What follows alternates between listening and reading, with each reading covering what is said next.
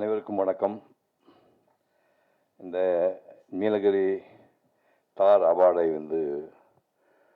ஏற்பாடு செய்து வழங்க இருக்கின்ற ஜோஸ்பின் டேவிட் அவர்களுக்கும், திரைப்படத்துறை சார்ந்து மேடையில் பல பேர் எதிர்பாராதவங்களாம் வந்திருக்காங்க. சிவி குமார் என் பிள்ளைங்க மாதிரி பல பேர் இருக்காங்க. ஞானவேலு, எஸ்ஆர் பிரபுன்னு அவங்க கூடவே நிறையா படங்கள் எடுத்தேன்னு சொல்லும்போது இங்கே பார்க்கும்போது ஃபஸ்ட் டைம் பார்க்குறேன். எனக்கு ரொம்ப சந்தோஷமாக இருக்குது. அதே மாதிரி எஸ்எஸ் குமரன் இசையமைப்பாளர், அவருடைய இசையெல்லாம் கேட்கணும். ஏன்னா நான் முந்தின தலைமுறை இருந்தாலும் எனக்கு அதெல்லாம் தெரியாமல் இருக்குது. அப்புறம் ஆத்மா பாட்டிக்கு அவன் சான்ஸ் கொடுக்கலாம். அவன் அருமையான இந்த சின்ன வயசாக நான் பார்த்து உயர்த்த பார்த்து பயந்துடாதீங்க.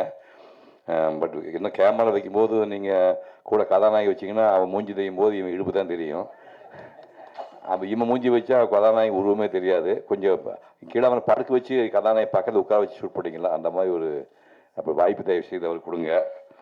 அசோக் பாலகிருஷ்ணன் அவன் அருமையான ஆக்டர். அவன் ரொம்ப ஃப்யூச்சர் நிறையா இருக்குது. இப்போ இந்த நிகழ்ச்சியில் நான் feature film, short film, animation இந்த மாதிரி படமெல்லாம் எடுத்து அதுக்கு அவார்டு வாங்க பல பேர் வந்திருக்கீங்க. ஃப்யூச்சர்லேயும் அவார்டு எதிர்பார்த்து வந்திருக்கீங்க. ஜோஸ்பின் முதலே சொன்னாங்க, இந்த மாதிரி ஒர்க்கெல்லாம் சீக்கிரமாக மரியாதை கிடைக்காது. இப்போ பொதுமக்கள் இடத்துலையோ பள்ளிக்கூடத்துலையோ கல்லூரிலையோ அதுக்கு அங்கீகாரம் கம்மியாக தான் இருக்குது. பட் அதுக்கு ஹெல்ப் பண்ணத்தான் இந்த நிகழ்ச்சியை ஆரம்பிக்கன்னு சொல்கிறாங்க. பயந்துடாதீங்க, அது எல்லாமே எடுத்தோடனே கிடச்சிடாது. நான் இப்போ நீங்கள் பார்த்த மறுபக்கம் படம் 1990 ஷூட் பண்ணோம். 90 தான் அந்த அவார்டுக்கு 91 அவார்டு கொடுத்தாங்க. அந்த மேக்கப்பு சமாச்சாரம் பார்த்தீங்களா, அந்த பல்லெல்லாம் இன்றைக்கி சாதாரண இப்போ ராதிகா பண்ணியிருக்கு. இந்த படத்தில் தாய் கிழவியில் பண்ணியிருக்கு. இது 35 வருஷத்துக்கு அப்புறம் பண்ணியிருக்காங்க. இதனால் அந்த 35 வருஷத்துக்கு முன்னாடியே இப்போ மேக்கப் போட்டு இந்த பல்லெல்லாம் எடுத்து ஒட்டுறலாம். பல்லை எடுத்து ஒட்டி இங்கெல்லாம் ஸ்கின்னெல்லாம் டோட்டலாக மாற்றி படம் பண்ணேன். ராதிகா இப்போ பண்ண விஷயத்த நான் 35 வருஷத்துக்கு முன்னாடியே பண்ணிட்டேன். அதாவது தமிழ் சினிமா அந்த 1991 கணக்கு வச்சு பார்த்தா அதுக்கு முன்னாடி 75 வருஷமாக தமிழ் சினிமா இருக்குது. அதில் முதல்ல கோல்டன் லோட்டஸ் தங்கத்தாமரை விருது வாங்கினா நல்ல எல்லாமே பிராந்திய விருது தான் ஞாபகம் வச்சுக்கணும். மொழிக்காக வாங்கினதா தங்கத்தாமரை விருதுங்கிறது உச்சம். அது வாங்கின தமிழ் சினிமா வரலாற்றையே இன்னைக்கு வரைக்கும் முதல் படம் மறுபக்கம் தான். 7:30 மணிக்கு 7:15 சொல்கிறாங்க சிறந்த படம் மறுபக்கம், சிறந்த நடிகர் சிவகுமார்னு. 7:20 சொல்கிறாங்க சிறந்த படம் மறுபக்கம், சிறந்த நடிகர் சிவகுமார்னு. 7:25 சொல்கிறாங்க சிறந்த படம் மறுபக்கம், சிறந்த நடிகர் சிவகுமார்னு. 7:30 சொல்கிறாங்க சிறந்த நடிகர் மறுபக்கம், சிறந்த நடிகர் அமிதாப் பச்சன். இவ்வளோ மேட்டர். அப்போ தான் முடிவு பண்ணி சாகும் விலைக்கு இனிமேல் இந்த விருதுக்கு ஆசைப்படக்கூடாது அப்படின்னு விருது வாங்கிட்டான். அதுக்கப்புறம் 2005 ஏன்டா நடிக்க நிறுத்தின்னு கேட்டாங்க. நடிச்சு போர் அடிச்சு போச்சு. இனிமேல் கொடுத்து என்ன கொடுக்க போகிறீங்க? இந்த பக்கம் வெள்ளை முடி, இங்கே போய் கிரே வச்சு அதை வச்சு தாத்தா விஷம் கொடுக்க போகிறீங்க. அதெல்லாம் வேண்டான்னு சொல்லிட்டு தான் நான் பேச்சாளனாக மாறினேன். பேச்சாளனாக மாறி 67 வயசில் 10,000 பாட்டு உள்ள கம்பராமாயணம் 10,000 பாட்டு 1000 மாதம் சுருக்கி 1100 ஆக்கி 100 பாட்டை நீங்கள் சொல்லணும், வாயில் சொல்லிட்டு இருக்கணும். 100 பாட்டு மனப்பாடமாக சொல்லணும். பாட்டு முடியும் போது கம்பராமாயண கதை மொத்தத்தையும் சொல்லிடணும். புரிஞ்சுட்டிங்களா? நெட்டில் போய் கம்பனின் காதலன் சிவகுமார்னு நெட்டில் ஓப்பன் பண்ணுங்க. 10 சாப்டர் வருது. புரியுது உங்களுக்கு? ஒரு பாட்டு சொல்கிறேன்.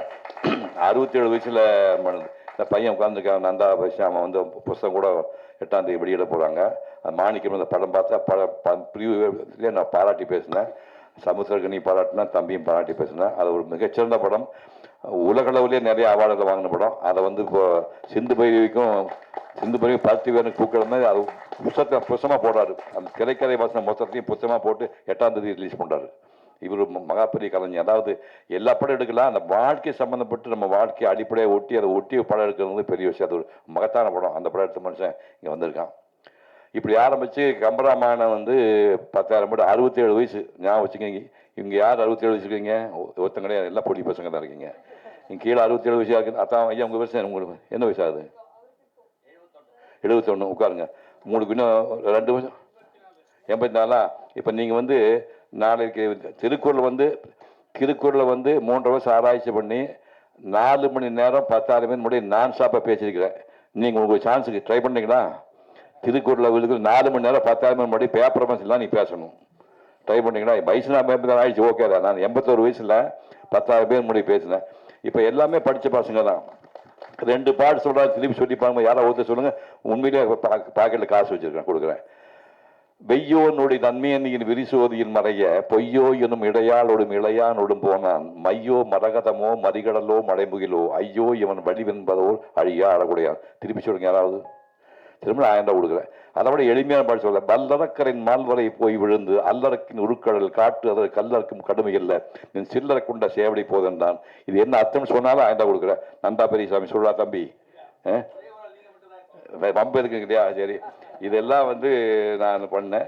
அந்த மறுபக்கம் வந்து நான் கடைசி வினாடியில் அது போயிடுச்சு, அந்த அவார்டு வந்து போயிடுச்சு. நம்ம அதுக்குள்ளே போக வேண்டாம்.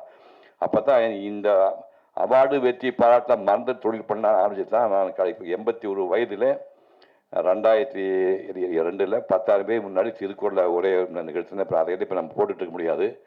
இப்போ நான் என்னோட ஒரே ஒரு விருப்பம் என்னென்னா, நீங்கள் யாருமே வருத்தப்படாதீங்க. நமக்கு என்ன இப்போ டாக்குமெண்ட்ரிங்கிறாங்க, டாக்குமெண்ட்ரி ஃபீச்சர் ஃபிலிம் கஷ்டம். நீங்கள் 5 லட்சம் ரூபா இப்போ சின்ன தொகை நினச்சிக்காதீங்க. சிவகுமாரோட முதல் படத்துக்கு என்ன காசு அப்படின்னு தெரியுமா? 3 லட்சம் ரூபா.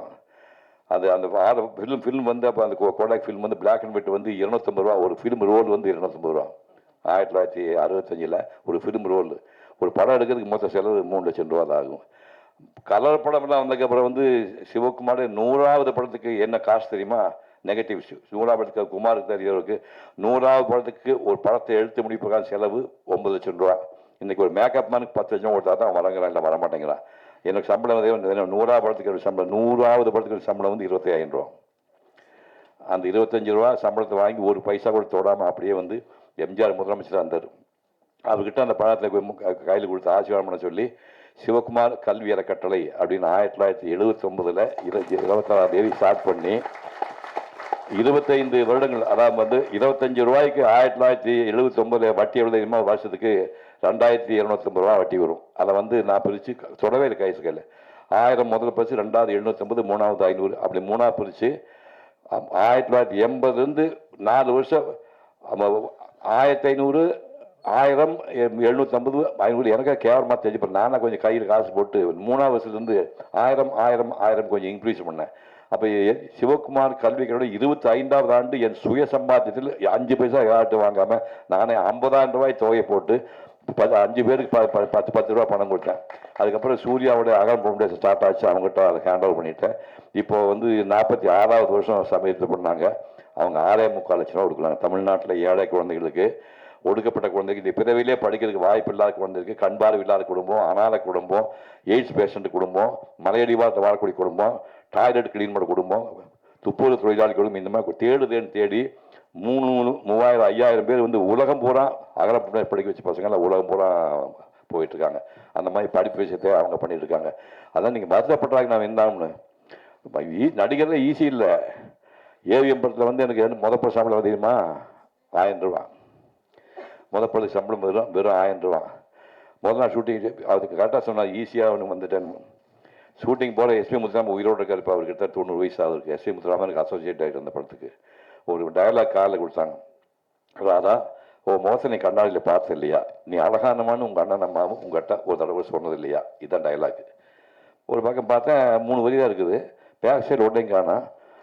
தம்பி ரெடி ஆகணுண்ணா சார், அந்த ரெடி ஆகிட்டுன்னு அவசரப்படாத, நல்லா படித்து வச்சுக்கோ அப்படின்னு சொல்லிட்டு காலையில் டிஃபனு, மத்தியானம் சாப்பாடு, சாயங்காலம் டிஃபனை கொடுத்து வீட்டுக்கு நம்ம 3 நாள் ரிஹர்சல் இருக்குது. எது? ராதா ஓ மோசனை கண்ணாடியில் பார்த்து இல்லையா, நீ அழகானமானு உங்கள் அண்ணன் அம்மாவும் உங்கள்கிட்ட ஒரு தடவை சொல்கிறது இதுதான் டயலாக். இதுக்கு 3 நாள் ரிஹர்சல் நினச்சி பாரு, என்ன கதி அவன் நினச்சி பாருங்க.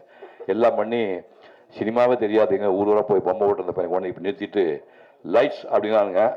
கம்ப்ளீட் ஸ்பெட் லைட் போல் என் மூஞ்சிக்கு வந்துருச்சு. அங்கே டைரக்டர் தெரியல, கேமராமேன் தெரியல, எல்லாம் இட்டு கொடுக்குறாங்க. யாரோ ஒரு பையன் வந்து ஒரு கிளாப் வச்சு 42/1 டேக் 1 டோப்பன் தட்டிட்டு போனான். ஆக்ஷன் நாங்கள் டயலாக் மறந்து போச்சு. இருட்டாக இருக்குது. டைரக்டர் பயங்கரமாக அவரு பாட்டுக்கு மாதிரி 6 அடி 2 அவர் 6 அடி 3 தில்லோஸ் வந்தது. அவர் ஆக்ஷன் அப்படின்னா டோட்டல் டயலாக் மறந்து போச்சு. ராதா ஓ மோத்தனை கண்ணாடியில் பார்த்துக்கன்னு சொல்லணுமா, ராதா நீ ஓ மோத்த கண்ணாடி பார்த்து சொன்ன குழப்பம். டேக் 2 முடிஞ்சு 3 தடவை எடுத்தாங்க. 3 தடவை கன்ஃபியூஸாக வரவே மாட்டேங்க. அழுதுட்டுருக்கு நான். அப்புறம் சார் நான் இந்த டயலாக் மட்டும் வர மாட்டேன் சார், 3 நாள் ரிஹர்சல் பண்ணி கொண்டுட்டாங்க சார். நான் என் ட்ராமா டயலாக் சொல்கிறேன் சார், ராதா நீயா இப்படி செய்தாய், காலமெல்லாம் உனக்காக காத்திருப்பேன் என்று சொல்ல கனவாக்கி விட்டாயே பெண்ணே, சிரித்து சிரித்து என் சிந்தையை மகிழ்த்த செம்மலே, ஊர் சிரித்து உரையாட ஏன் ஒப்புக்கொண்டாய், நீ அழகி தான் நான் என் ட்ராமா டயலாக் பேசி அந்த ஓகே பண்ணேன். அப்படியெல்லாம் துன்பப்பட்டு தான் நாங்கள் வந்திருக்கோம். சிவகுமார் டக்குன்னு வேந்து உட்காந்தான்னு நினச்சிக்காதீங்க. 6 ட்ராமா இந்தியா பூராமே 6 ட்ராமா, மேன்செஸ்டர் போய் கல்கட்டா தவிர போய் 1000 ட்ராமா போட்டு நடிப்பை வளர்த்துட்டேன். சும்மா நடிப்புலாம் வந்து சீமந்த காயின்லாம் நடிப்பு வந்துடாது. புரியுது உங்களுக்கு? உலக போட்டி இனிமேல் எம்ஜிஆர் மாதிரி ஒரு நடிகன் இந்த மண்ணில் பிறக்க முடியாது. ஒரு நடிகன் ஒரு 4ஆம் கிளாஸ் படித்த நடிகன் 4 ஆண்டு போனார், இன்னொரு எம்ஜிஆர் பிறக்க முடியாது. உலகத்திலேயே சிவாஜி மாதிரி வேஷம் போட்டாலும் இனிமேல் பார்க்க உலகத்திலேயே பெரிய நடிகன். அவங்க எல்லாம் நமக்கு முன்னாடி வாழ்ந்துட்டு பெரிய சாதனை பண்ணிட்டு, எம்ஜிஆர் 71 வயசுலேயும் சிவாஜி அவர்கள் 72 வயசுலேயும் போயிட்டாங்க. இந்த பொடி பையன் 84 முடிஞ்சு 85 வாழ்ந்துட்டு இருக்கிறேன். புரியுது உங்களுக்கு? இது பெரிய சாதனை இல்லை, இது சாதனை இல்லை. கடைசி மூச்சு வரைக்கும் என் வாழ்க்கையில் ஏதாவது பண்ணணும், ஏதோ பண்ணணும் ஒரு ஆர்வத்தில் இருக்கிறதுனால வந்து எடுத்த உடனே உங்களுக்கு எல்லா வெற்றி வேணும்னு எதிர்பார்க்காதீங்க. இன்னைக்கு வந்து விருது வாங்குகின்ற ஒரு ஃபீச்சர் ஃபிலிமுக்கோ ஒரு ஃபீச்சர் ஃபிலிமுக்கோ டாக்குமெண்ட்ரிக்கோ ஷார்ட் ஃபிலிமுக்கோ அவார்டு வாங்குற எல்லாருக்கும் வாழ்த்து சொல்கிறேன். ஃபியூச்சரில் எடுக்க போகிறவங்களுக்கு வாழ்த்து சொல்கிறேன். இந்த நிகழ்ச்சியில் உங்களை நான் சந்திக்கிற வாய்ப்பு கொடுத்ததுக்கு நன்றி தெரிவித்து விடைபெறுகிறேன். வணக்கம். Thank you sir. சார் ஒரே ஒரு கேள்வி, எப்படி சார் இன்னும் இவ்வளோ இளமையாக இருக்கீங்க? ஏன்டா சின்ன பையன் எங்கே தான் இருப்பாங்க, உங்களுக்கு என்ன பிரச்சனை இல்லை? இந்த கேள்வி நான் கேட்கலாம். என்ன பிரச்சனை உங்களுக்கு? இன்னும் சின்ன பையன் எங்கே தான் இருப்பான், அது என்ன உங்களுக்கு பிரச்சனை? உங்களுக்கு வயசானா 80 வயசான கிழமை தெரியுமா? இல்லை அவர் வந்து 67 வயசு பின்னாடி பார்க்குறது 84 வயசு, அவரு வயசாக தெரியாது. நான் சின்ன பையன் தான்டா, எனக்கு என்ன பிரச்சனை உங்களுக்கு? ஐயோ போங்கடா. லைட்டாக பொறாமையாக இருக்குது, பட் ரொம்ப சந்தோஷமாக இருக்குது sir. Thank you sir. Thank you so much sir.